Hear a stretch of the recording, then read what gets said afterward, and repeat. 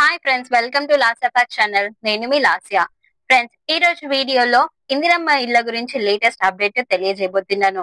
So miss కాకుండా end వరకు చూడండి. అలాగే ఎవరైనా కొత్తగా మన ఛానల్ ని చూస్తున్నట్టయితే వెంటనే సబ్స్క్రైబ్ చేసుకొని పక్కనే ఉన్న బెల్ ఐకాన్ ని యాక్టివేట్ చేసుకోండి. సో ఇంకా లేట్ చేయకుండా let's get into the video.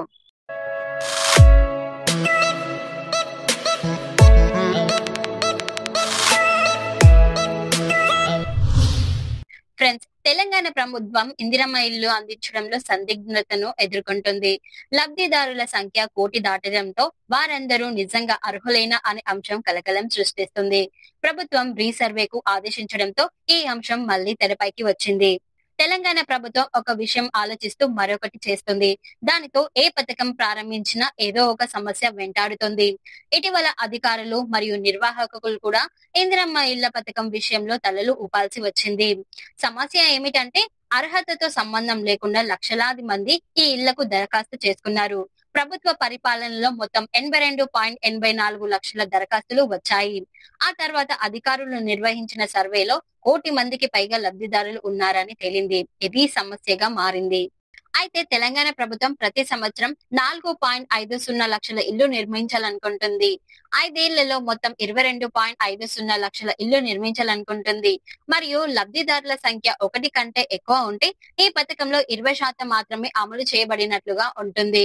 ప్రభుత్వం ముందు ఉన్న సమస్య ఏంటంటే ఇంతమంది లబ్ధిదారులు ఎందుకున్నారు? అధికారులు సర్వే సరిగ్గా నిర్వహించారా లేదా అనే సందేహం ఉన్నందున ప్రభుత్వం మళ్లీ లబ్ధిదారులను ఎంపిక చేయాలని ఆదేశించింది. ఇప్పుడు అర్హతను పరిగణలోకి తీసుకుంటే గ్రామ స్థాయి నుండి కలెక్టర్ వరకు లబ్ధిదారులను మళ్లీ ఎంపిక చేయాల్సి ఉంటుంది. అందరూ కలిసి ఈ రీసర్వేలో వారు అర్హులో కాదో కఠినంగా పరిశీలిస్తారు. ఎవరైనా అర్హులు కాకపోతే వారి దరఖాస్తులను పక్కన పెడతారు.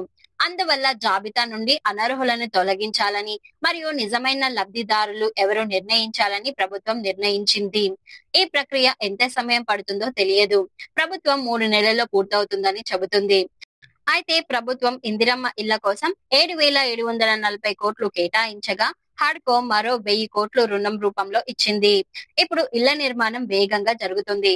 ప్రతి అసెంబ్లీ సెగ్మెంట్ కు సంవత్సరానికి 3,500 ఇళ్లు అందించాలని ప్రభుత్వం ప్రణాళిక వేసింది. దాని ఆధారంగా 119 అసెంబ్లీ సెగ్మెంట్లకు సంవత్సరానికి 4,16,500 ఇళ్లు అందించబడతాయని భావించవచ్చు.